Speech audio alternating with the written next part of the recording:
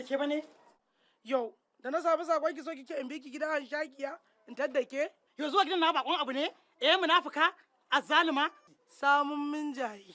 Munafukai azzalumai, macuta, ni da mijinki ai ba ni kadai bace Wallahi Adama kin bani mamaki. Yadda muke da ke ki rasa wacce zaki lika aiki me a dauke abun kunya sai miji na Ayuba. To bari ki jin gaya miki mijinki ne lallabo ya ligewa yata. Saboda ya ce gidan ba iya komai ba, don haka ya ga yattawa ita ce za ta iya. To alhamdulillah ban iya komai ba. Ke da kika iya komai gashi na aikin bayan ki da dauko miki abun kunya da ya hana ki shiga jama'a. Kin ga sabuwa, ga hanya nan ki fita tun ban nuna miki iyakarki a cikin gidan nan ba. Ban ga hanyar ba tukunna, sai na yi ƙasa da ke a gidan sannan zan ga hanyar fita. Mace ki bar min gida ko nuna miki iyakar. Ba zan fita ba na ce miki. Wallahi ki fita. Yau ko ni ko kike a gidan nan bari ga. Dan Allah ina sabo ki hakuri. Dan Allah ke ba za ki bani waje, waye ki taki ne? Ki ba a hankali kin ji ko ki jara yau ki kake wulakanta. Ba da ke nake ba da uwarki nake yi. Tafi abinki. Wannan zancen ba na tafa ne na wani. Bismillah. Ni nake rashin mutunci. Ni nake Sabuwa.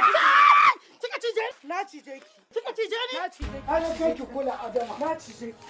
Kuke ta daga murya. Wallahi.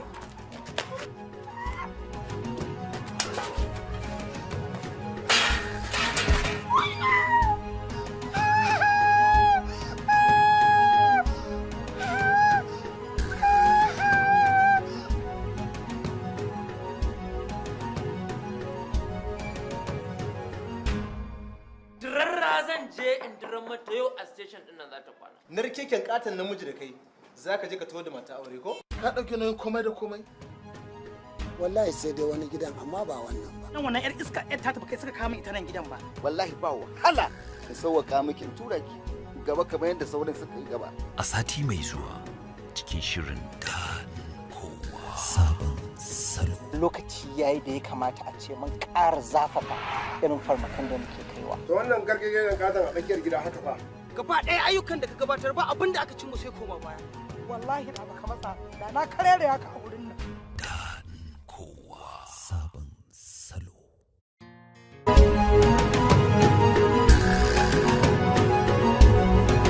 Ya Ibrahim,